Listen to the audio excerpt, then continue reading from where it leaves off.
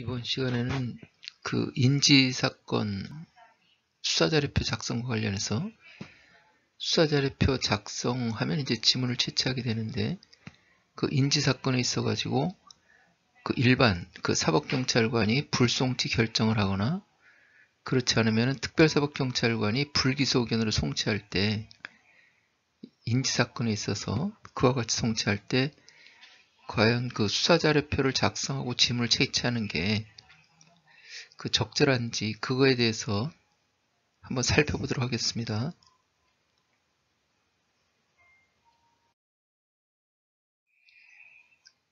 여기 형해실효 등에 관한 법률에 있죠. 수사자료표 작성은 형해실효 등에 관한 법률에 있죠. 5조에서 수사자료표 이렇게 해가지고 1항 해서 이렇게 사법경찰관은 피의자에 대한 수사자료표를 작성해서 경찰청에 송부하여야 한다 이렇게 되어 있죠.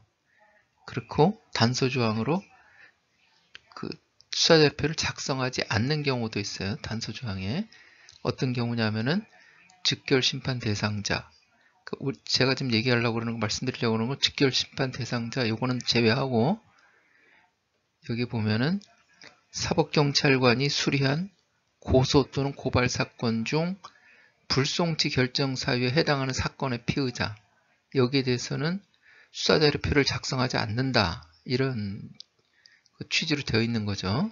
이런 내용이에요. 그러면 이제 불송치 결정 사유가 뭔지 좀 알아봐야 되겠죠. 불송치 결정 사유는 경찰 수사규칙 108조에 보면은 혐의 없음, 죄가 안 됨, 공소권 없음, 각하, 요것이 불송치 결정 사유에 해당되는 거예요. 혐의 없음, 죄가 안 됨, 공소권 없음, 각하. 이럴 경우에 고소 고발 사건에 한해 가지고 이와 같이 결정할 경우에는 수사자료표 지문 채취를 하지 않는다. 이렇게 규정이 되어 있는 거죠. 자, 그럼 다시 돌아와서 불송치 결정 사유는 요거는 불송치 결정이라는 것은 일반 경찰만 하는 거잖아요. 우리가 이제 보통 일반 경찰은 그냥 보통 경찰이라고 표시하고 그렇게 얘기를 하고, 그렇지 않으면 어떤 경찰이 있겠어요? 특별사법 경찰이 있겠죠. 여기 보면은 그러면은 그 불송치 결정 사유, 사법경찰관 해가지고 불송치 결정 사유 이렇게 되어 있는데, 그러면 특별사법경찰관이 수리한 고소고발 사건은 어떻게 할 건지, 특별사법경찰관이 수리한 고소고발 사건 중에 그 불송치 결정, 그 특별사법경찰은 불송치 결정이라는 게 없으니까 불기소 의견으로 송치하죠. 특별사법경찰은 전부 다 아직까지 검사 지휘를 받고 송치하게 되어 있으니까 그럴 경우는 어떻게 될지 여기 이제 그 규정에 그거가 좀 나타나 있지가 않아요. 그런 부분 있죠. 여기 형사소송법에 보면은 245조의 10에 특별사법 경찰 관리를 일반 경찰과 다르게 별도로 이렇게 규정을 해놨죠. 그러니까는 이 부분에 있어서도 일반 경찰 말고 특별사법 경찰에 대한 부분도 하나 더 규정이 되어 있어야 되는 거 아닌가, 이런 좀 생각을 할 수가 있겠죠. 개정 전에는 이렇게 되어 있어요. 개정 전에는 그 불송치 결정, 일반 경찰도 불송치 결정이라는 게 없었으니까 다 송치를 해야 됐으니까 사법경찰관이 수리한 고소 또는 고발 사건 중 불기소 처분 사유에 해당하는 사건의 피의자 이렇게 해가지고, 이 개정 전 형사소송법에는 특별사법경찰 형사소송법 245조의 10에 있는 특별사법경찰관이라는 항목이 별도로 없었습니다.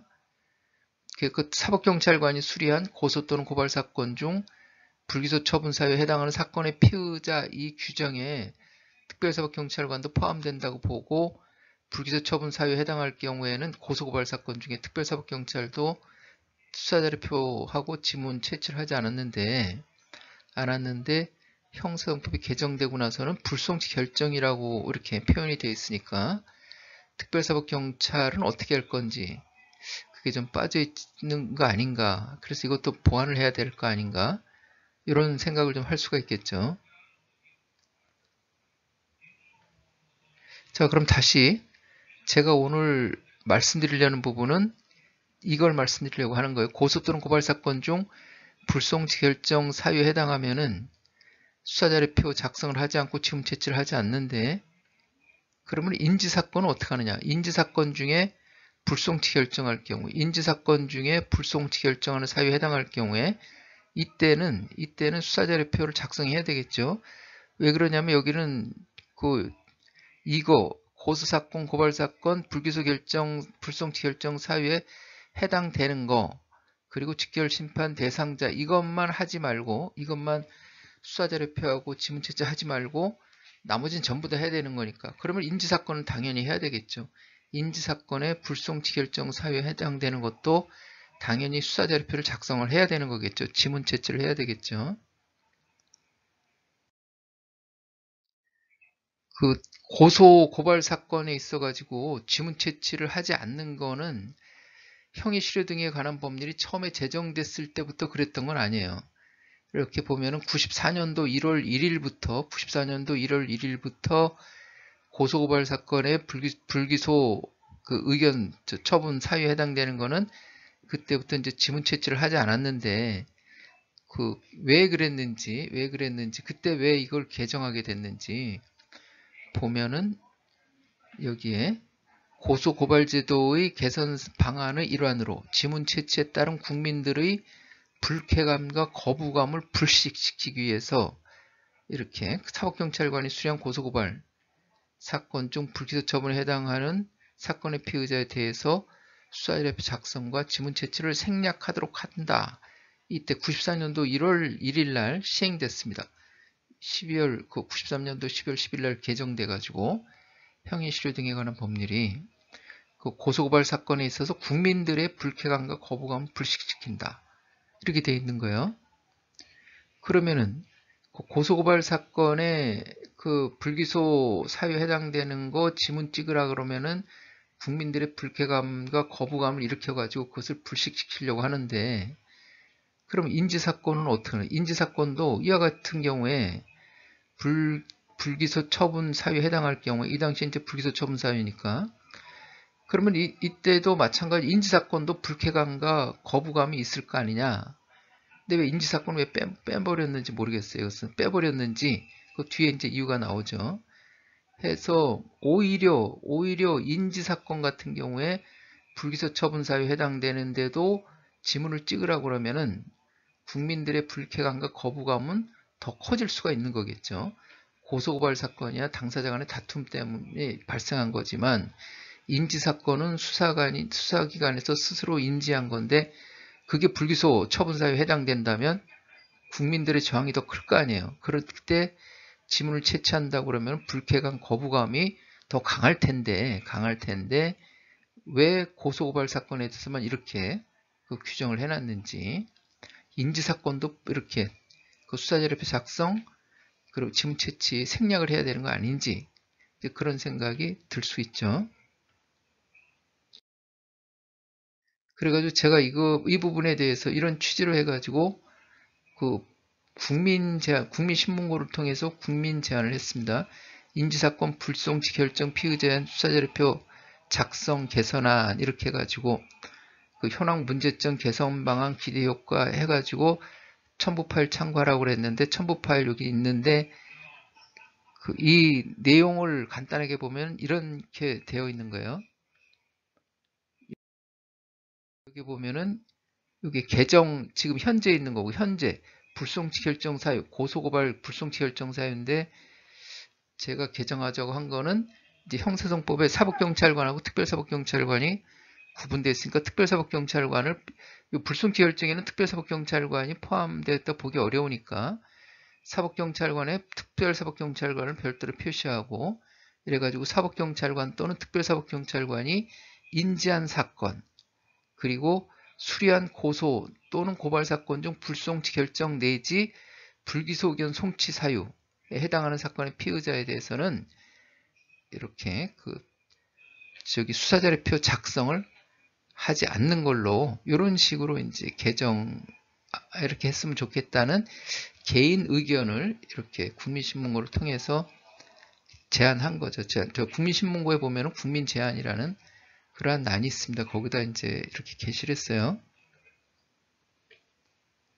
이렇게 여기 특별사법 아까 이거 좀 전에 앞에 보여드린 것처럼 특별사법 경찰관 항목이 일반 경찰하고 별도로 또 되어 있으니까 특별사법 경찰관하고 일반 경찰하고 구분해서 이렇게 형의 실효 등에 관한 법률에 나타내 줘야 명확해지는 거 아니냐 이런 생각도 했고요.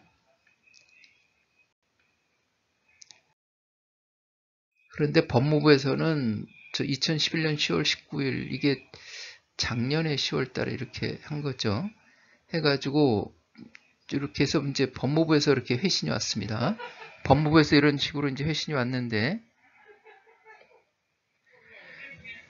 그 기각께서 고소고발 사건과 마찬가지로 인지사건에 대해서도 불송치 결정, 불기소 의견 송치 시 수사자료 작성을 하지 않도록 이렇게 개정이 필요하다는 의견을 개진했습니다. 제가 그랬더니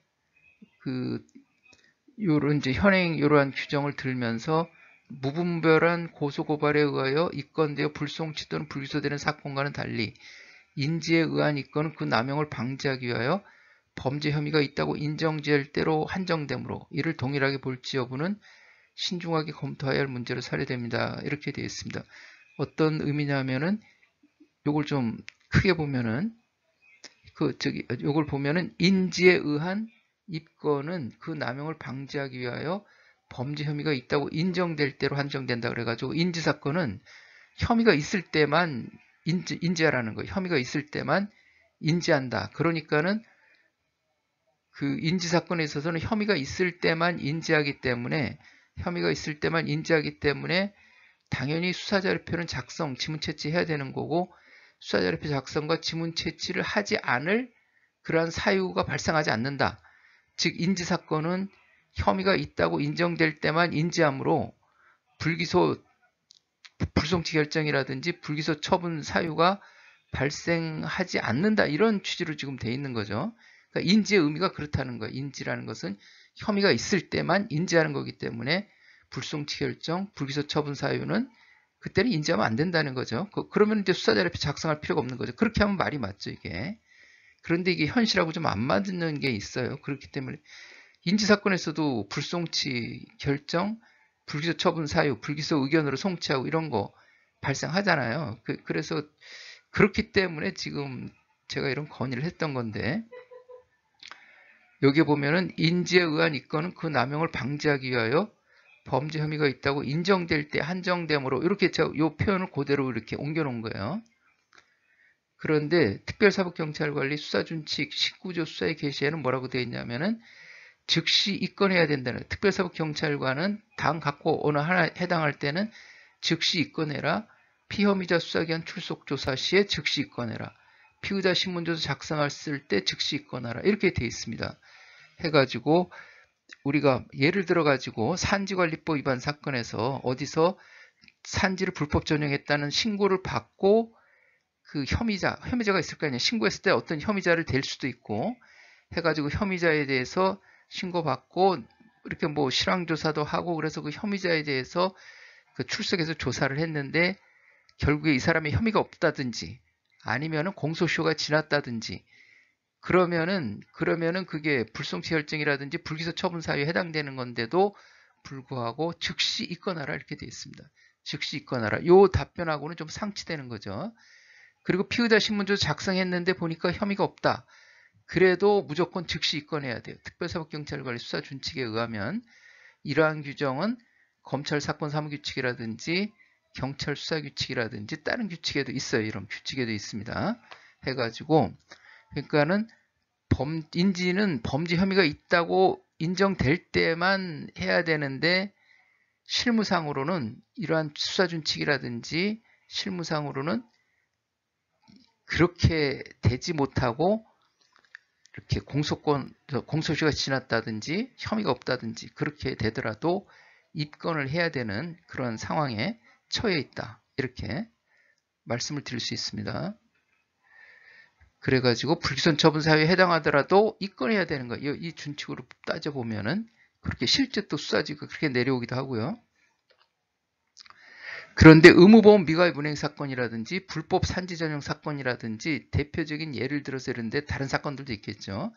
의무보험 미가입 은행 사건 같은 경우에는 수사관 한 명이 수백 건의 사건을 처리해야 될 사건을 수백 건을 가지고 있습니다. 이거 말도 안 되는 그런 상황이 지금 벌어지고 있는데, 하다 보면은 이렇게 이게 공소시효가 5년인데 5년 전 사건 하다 보면은 이렇게 시효가 지난 그런 경우가 좀 발생할 수가 있겠죠. 그게.